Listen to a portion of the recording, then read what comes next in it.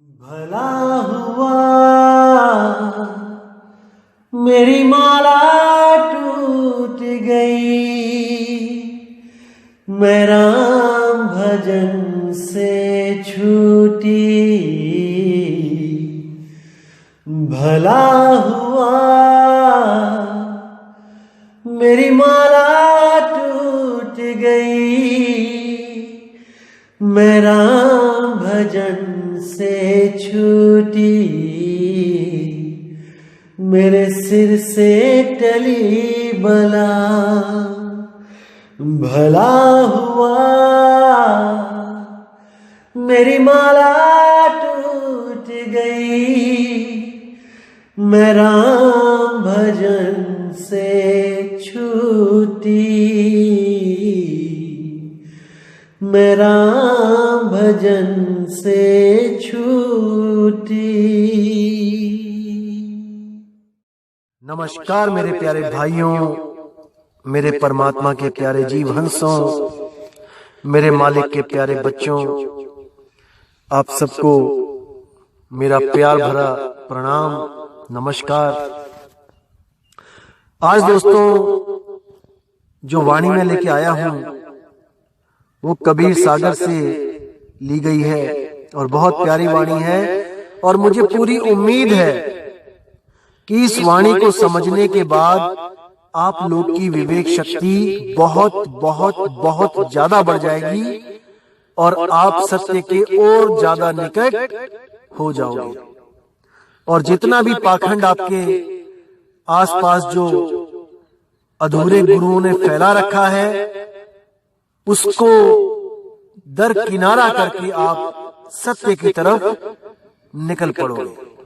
मुझे पूरा यकीन है आप लोग मूर्ख नहीं हो, आप लोगों के कम विवेक के कारण आपको मूर्ख बनाया जा रहा है। लेकिन मेरे भाई, अगर आपने अपना विवेक जगा लिया तो इस दुनिया में ऐसा कोई शातिर गुरु नहीं है, चालाक गुरु नहीं है जो आपको अपने जाल में फंसा सके। दोस्तों, कोई भी शिकार है केवल इसीलिए वो जाल में फंसता है क्योंकि उसका विवेक कम होता है। कोई भी शिकारी है वो शिकार को ताकत के बल पे नहीं पकड़ सकता, नहीं पकड़ सकता। वो केवल चालाकी के द्वारा शिकार को पकड़ता है, धोखे से मारता है। चाहे आप शेर को ही ले लो, आप डिस्कवरी चैनल देखोगे, शेर चीते भी बड़ी प्लानिंग के साथ बिल्कुल धीरे धीरे धीरे पास पहुंच के हिरण के तब झपट्टा मारते हैं। अगर वो दूर से ही भागना शुरू कर दे तो हिरण कोई कम तेज नहीं दौड़ता, उनके हाथ नहीं लगेगा कभी भी। और वैसे ही मकड़ी कभी भी उनको नहीं पकड़ सकती जो कीड़े उड़ सकते हैं, लेकिन वो उनसे ज्यादा चालाक है। वो एक ऐसा जाला बुन देती है कि वो कीड़े अपने आप आकर उस जाले में फंस जाते हैं, केवल और केवल विवेक कम होने के कारण, सत्य और असत्य की परख शक्ति ना होने के कारण।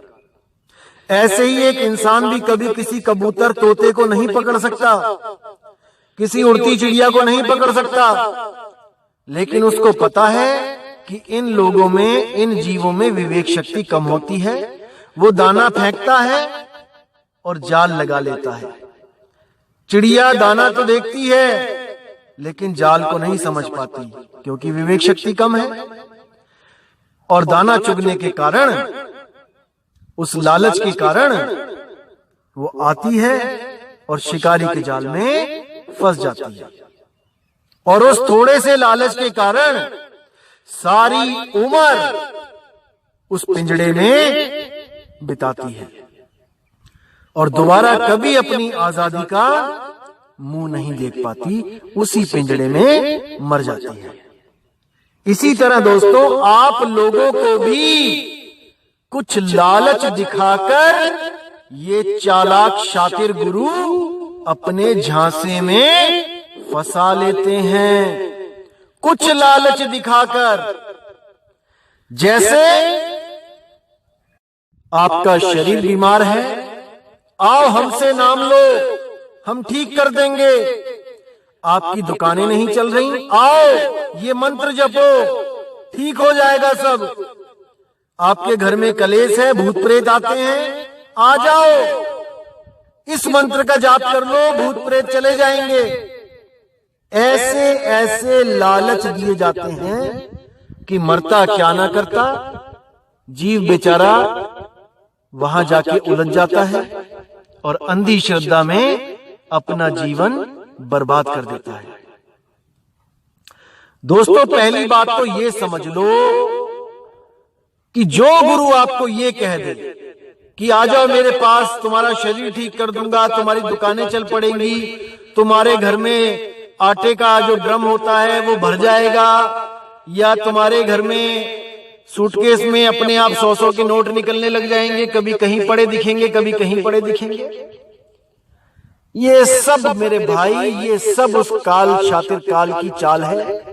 जीवों को छोटे छोटे लालच देके सारी उम्र भटकाता है और उसके बाद उन्हीं का नाश कर देता है।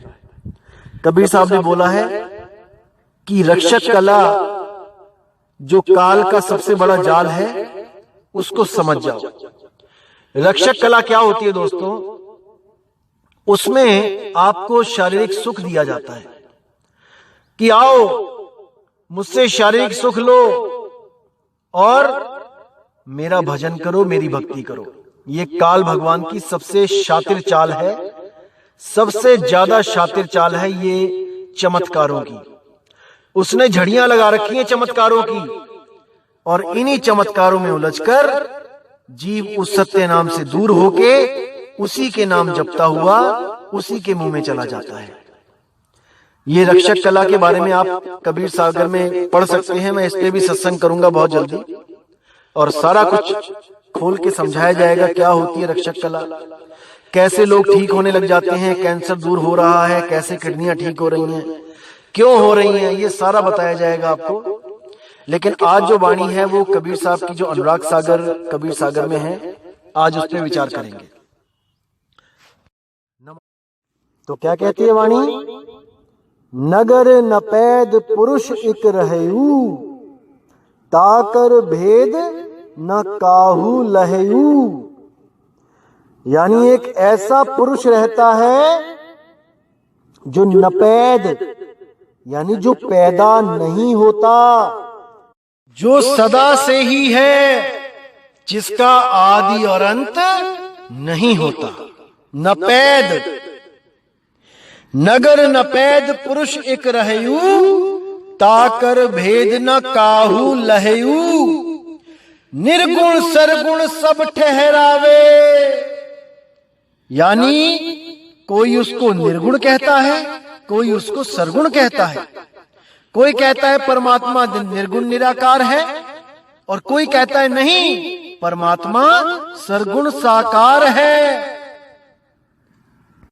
निर्गुण सरगुण सब ठहरावे, ताके आगे भेद न पावे।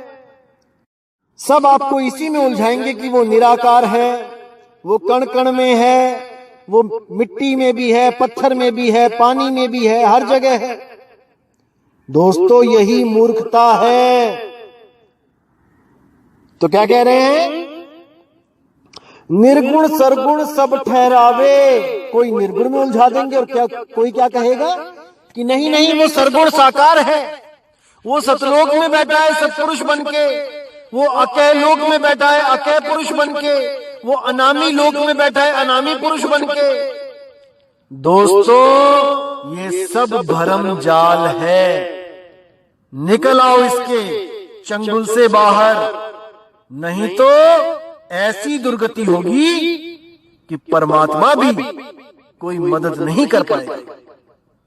आज जो सत्संग आपके सामने हो रहा है ये उसी की दया है, जो आपके घर तक बिना कुछ किए ये सत्संग अपने आप पहुंच रहा है, देश विदेश में पहुंच रहा है। दोस्तों, क्या अमेरिका, क्या जर्मनी, क्या फ्रांस, क्या ऑस्ट्रेलिया, क्या सिंगापुर, क्या दुबई, क्या कुवैत, हर जगह से फोन आ रहे हैं और कुछ लोग तो विदेशों से आके नामदान भी लेके जा चुके हैं।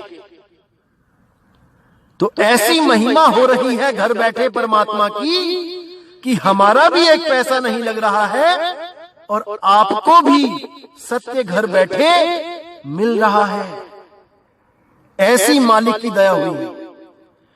तो क्या कहते हैं आगे, निर्गुण सरगुण सब ठहरावे, ताके आगे भेद न पावे। कि सब आपको सरगुण निर्गुण में उलझा रहे हैं, लेकिन उसके आगे का भेद ही नहीं पता किसी को कि क्या है वो जो निर्गुण और सरगुण दोनों से न्यारा है।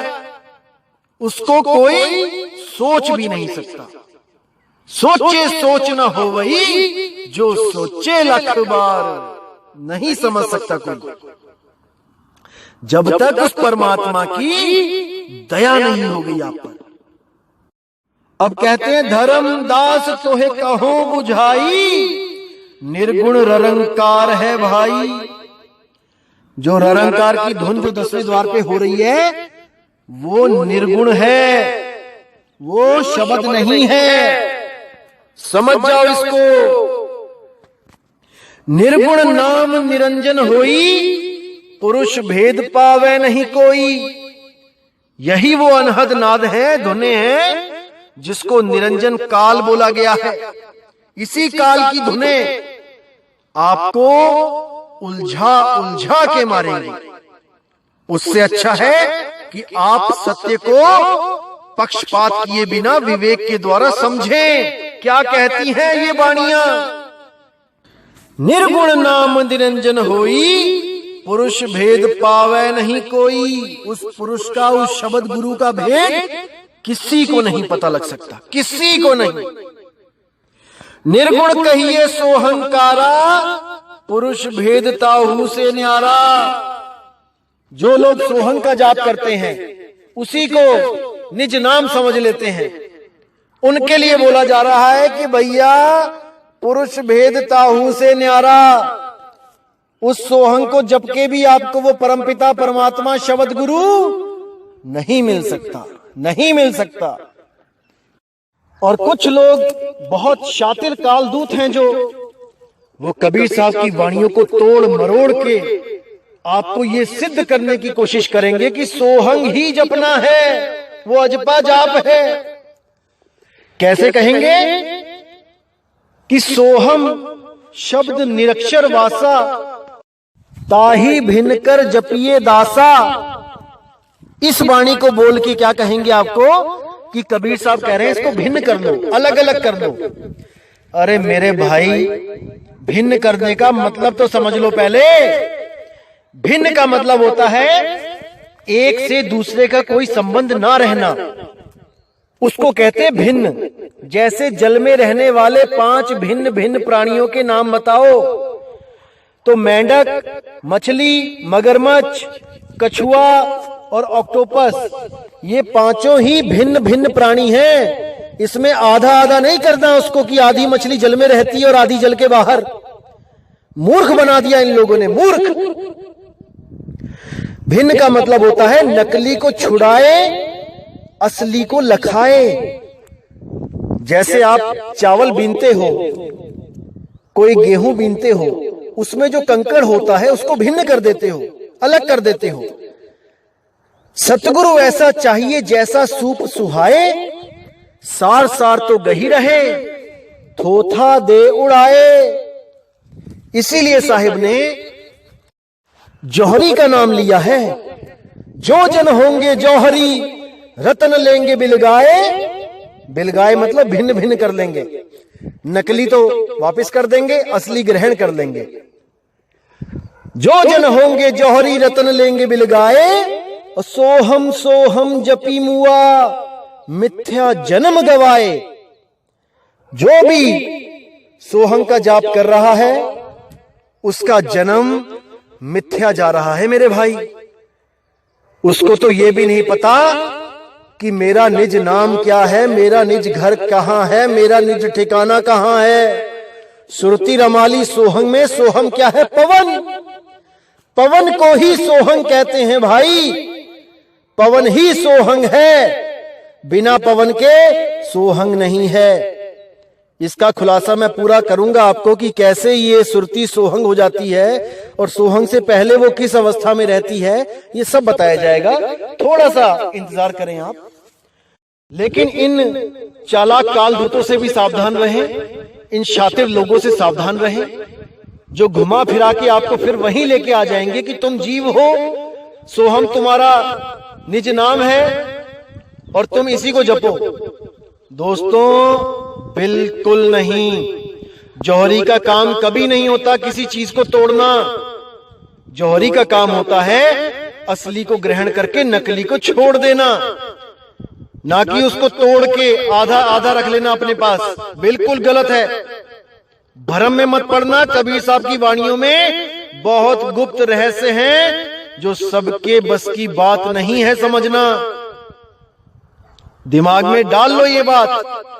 वाणी सब कथेंगे कबीर साहब की, लेकिन अर्थ मनमाना करेंगे। जितनी लेवल की उतनी बुद्धि होगी उनकी, उतना ही अर्थ करेंगे। खुद तो भ्रम में रहेंगे, 84 में जाएंगे और आप लोगों को भी अपने पीछे पीछे ले जाके 84 में गोते खिलाएंगे।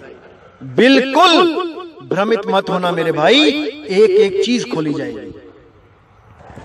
अब आगे कहते हैं, निर्गुण कहिए ओ ओंकारा, पुरुष भेद है अगम अपारा। अब कुछ लोग ओंकार को वो सार नाम मानने लग जाते हैं कि ओम की धुन कभी नष्ट नहीं होती।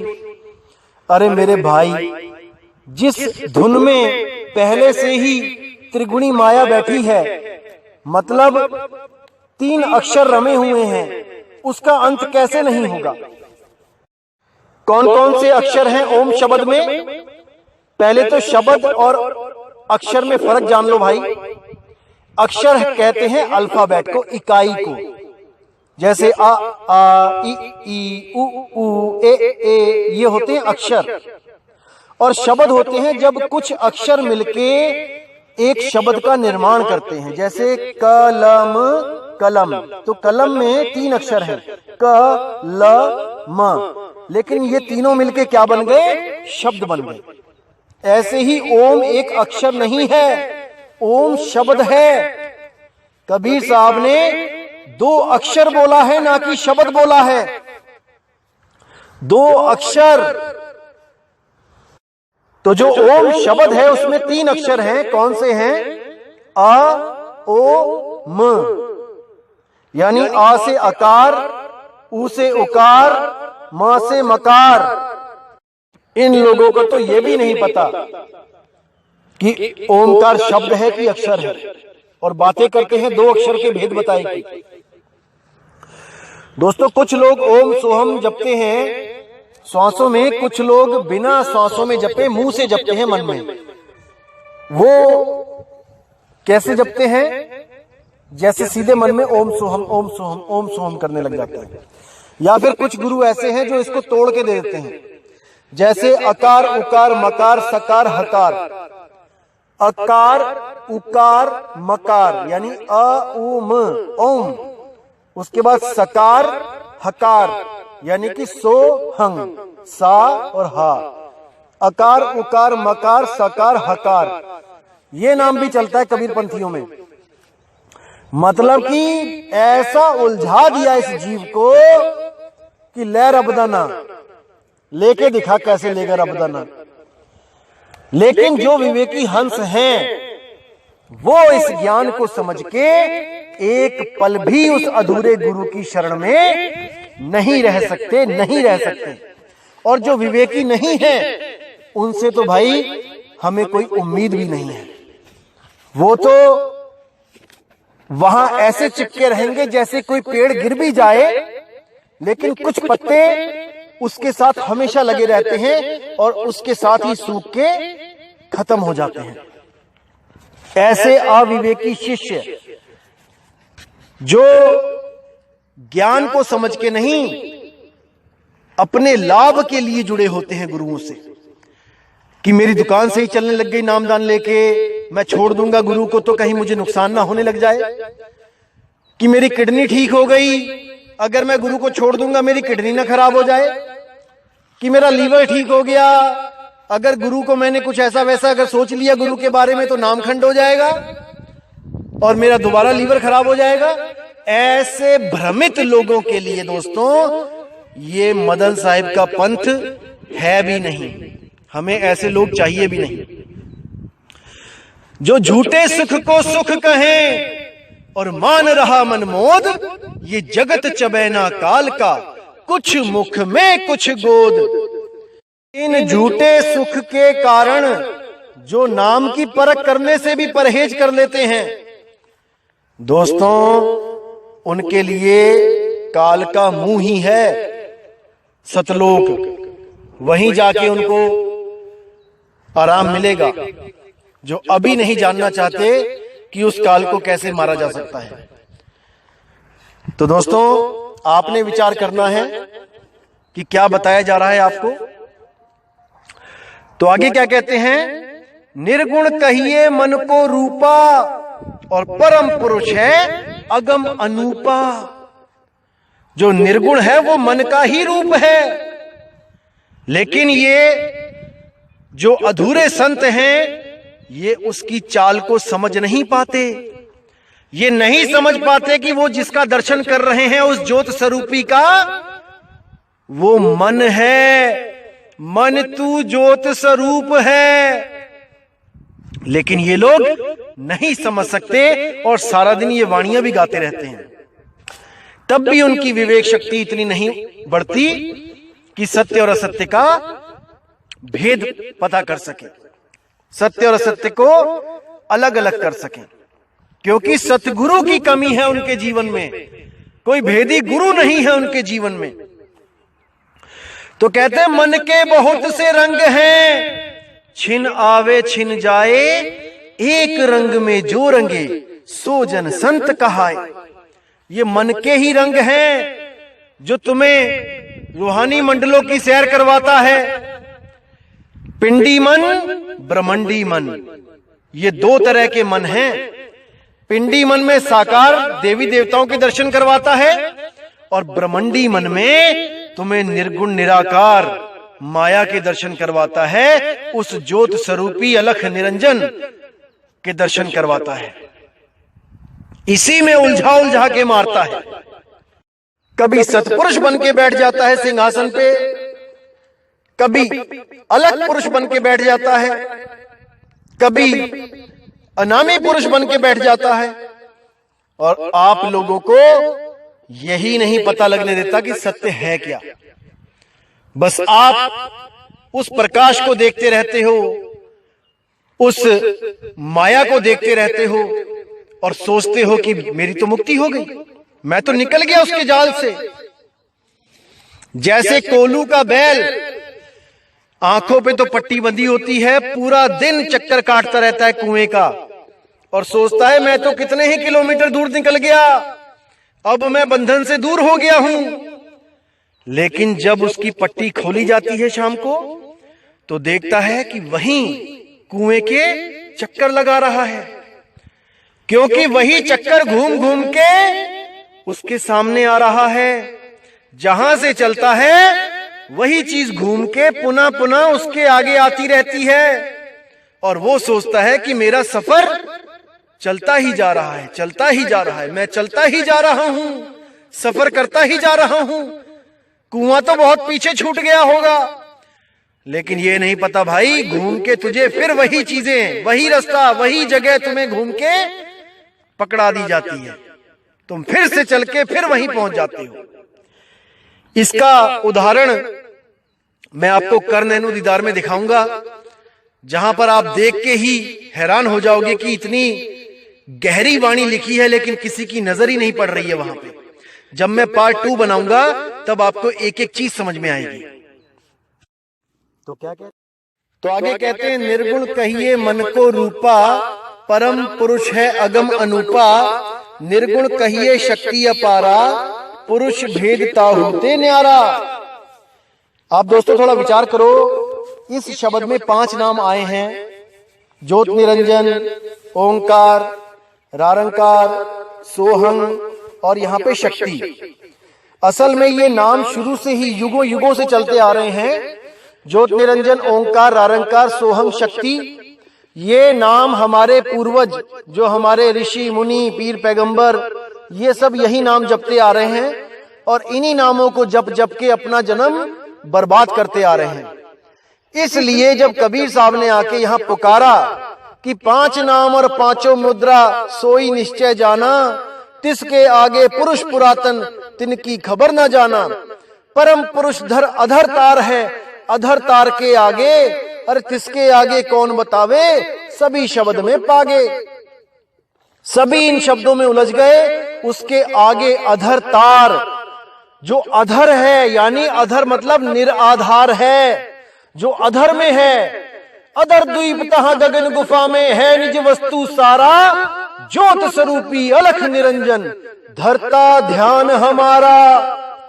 उस अधर तार को कौन जानेगा, जिस पर सतगुरु की दया हो जाएगी, वो इन 5 नाम से न्यारा हो जाएगा। तब कबीर साहब ने ये वचन पुकारा था, संतों सब शब्द ही शब्द बखाना, शब्द ही फांस फंसे सब कोई, शब्द नहीं पहचाना। मैं आगे करूंगा इस पे भी सत्संग। तो जब कबीर साहब ने खुलासा कर दिया कि ये ज्योत निरंजन, ओंकार, रारंकार, सोहंग, शक्ति, ये नाम जप के कोई फायदा नहीं भाई, सब गर्भ में आओगे, तब इन चालाक कालदूतों ने क्या किया, इन्होंने शक्ति हटा के सतनाम फिट कर दिया, ताकि जीव को बिल्कुल भी भ्रम ना हो, शंका ना हो कि हम नकली हैं, क्योंकि हम तो सतनाम दे रहे हैं जपने के लिए। क्योंकि साहिब की वाणी प्रमाणित करते हैं कि सतगुरु सोई सतनाम बतावे, बाकी गुरु कोई काम न आवे। गुरु वही है जो केवल और केवल सतनाम लखा दे। सतनाम के बिना अगर कोई भी नाम देता है तो वो अधूरा है। लेकिन सतनाम का मतलब तो समझ लेते। सतनाम का मतलब है सच्चा नाम, कि सतगुरु वो है जो सच्चा नाम दे दे, उस सच्चे नाम के अलावा कोई नाम ना दे। लेकिन इन लोगों ने क्या किया, 4 नाम तो वही रहने दिए और 5वां नाम शक्ति हटा के सतनाम फिट कर दिया और जीवों को भरमा दिया। अब जीव यही सोच के बैठे हैं कि नहीं नहीं 5 रूहानी मंडल हैं, उनमें से पहले का धनी जो है वो ज्योत निरंजन है। आधों को तो ये भी नहीं पता ज्योत निरंजन का मतलब क्या होता है। अपने अपने ग्रंथ उठाओ जो मूल ग्रंथ हैं और उनके पीछे शब्दार्थ देखो, वहां पे लिखा हुआ है ज्योत निरंजन का मतलब होता है शिव और शक्ति। अरे वही शिव और शक्ति जिनको आप मंदिरों में पूजते थे और गुरुओं की वाणी पढ़कर उन्हीं शिव शक्ति से पीछा छुड़ाने के लिए आप सतगुरु धारण करते हो, वो सतगुरु ही आपको शिव शक्ति का नाम जपवा रहे हैं। आपको हवा भी नहीं लगने दे रहे हैं कि हम किसके पुजारी हैं। दिखावा पूरा करेंगे कि हम मंदिर नहीं जाते, हम शिव की पूजा नहीं करते, हम शक्ति की पूजा नहीं करते, लेकिन नाम तो वही जपवा रहे हो। अरे कान इधर से नहीं तो घुमा के उधर से तो पकड़वा रहे हो। इसीलिए कबीर साहब ने बोला गुरु करो जान के और पानी पियो छान के, बिना जाने गुरु मत करो कि गुरु की साधना क्या है, शब्द क्या है। और ये अधूरे गुरु शब्द देने के बाद आपको बंधन में डाल देते हैं कि बताना मत किसी को, वरना तुम्हें परमात्मा नहीं मिलेगा। देखो चालाकी इनकी। एक तो 52 अक्षरों का नाम जो नकली, और उस नकली को भी ऐसा बना के देते हैं कि भाई ये असली है। ध्यान से रखना, जैसे कोई नकली कांच की अंगूठी को बढ़िया से बढ़िया पैक करवा के, बढ़िया से बढ़िया उसका कवर बनवा के किसी को गिफ्ट कर दे, तो बंदा तो कवर देखता ही रह जाता है, अरे क्या बात है, इतना अच्छा कवर, तो इसके अंदर सामान भी असली होगा। सामान को नहीं देख रहे हैं, वो कवर में ही उलझ जाते हैं। तो इसीलिए कहा जा रहा है निर्गुण कहिए शक्ति अपारा, पुरुष भेद ताहू से न्यारा। अब क्या कहते हैं, पवन काल निर्गुण है भाई। अब यहां पे पूरा विवेक लगा दो। क्या लिखा है, पवन काल, पवन यानी कि सांस, हवा, ये भी निर्गुण है। कोई इसको भी पुरुष ना समझ ले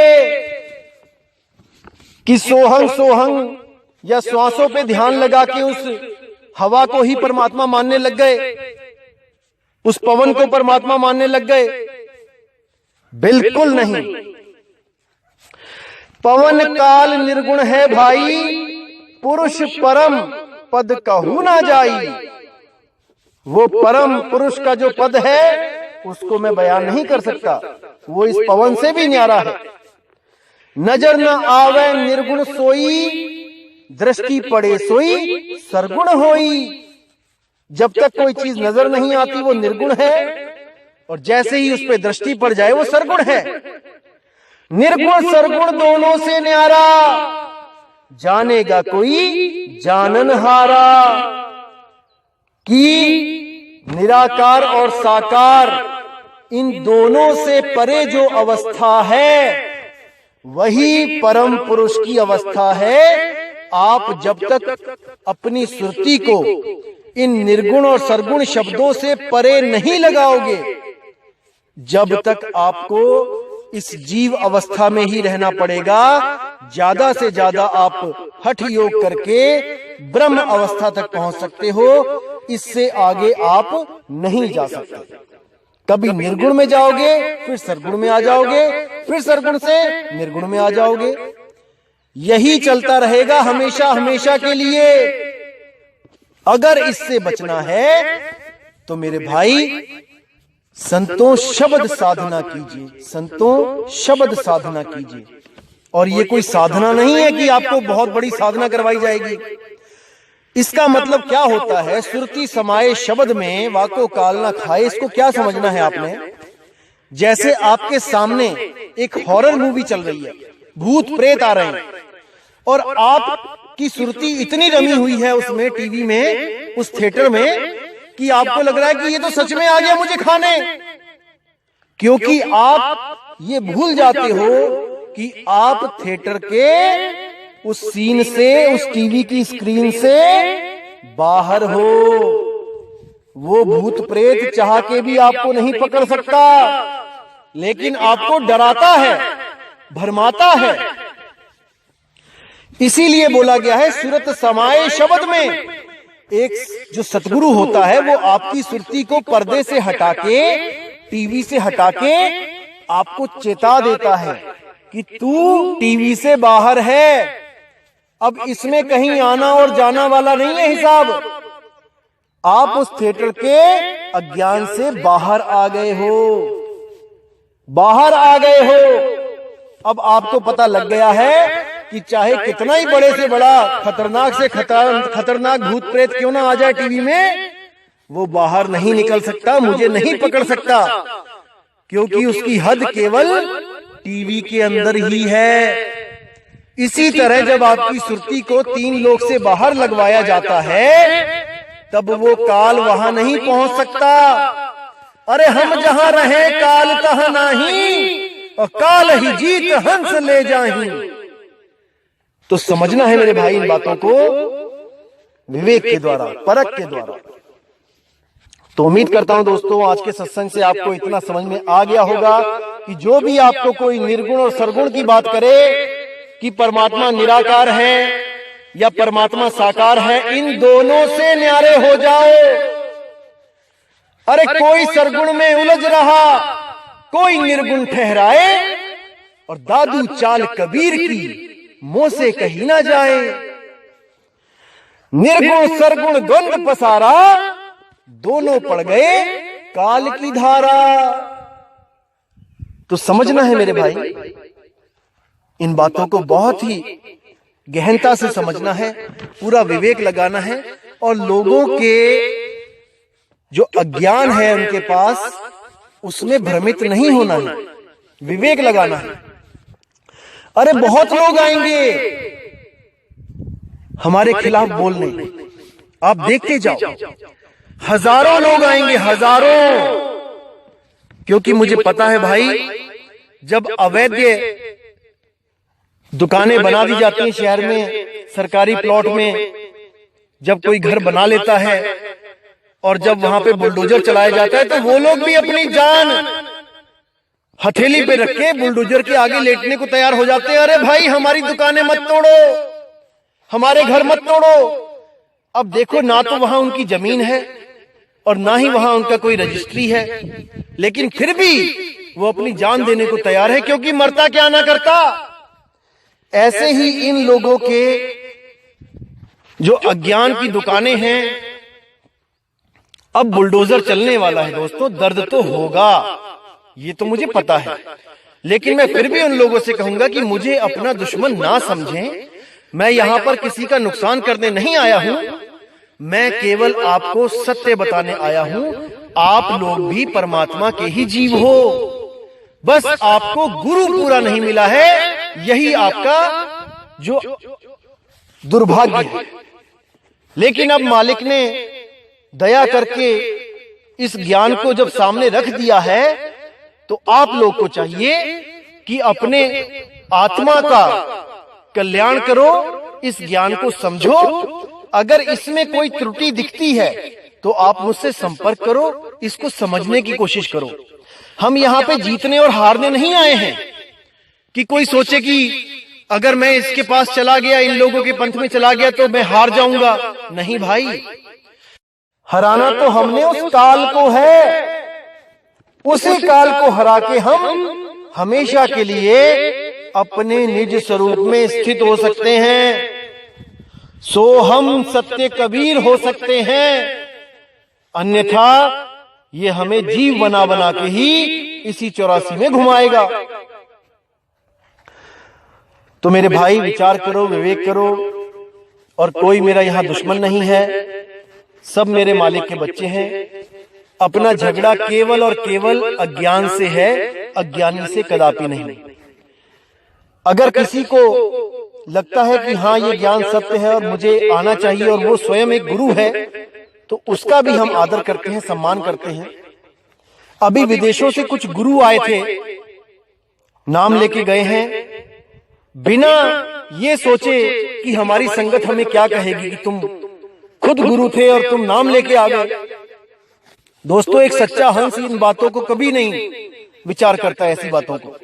उसको आत्म कल्याण करना है।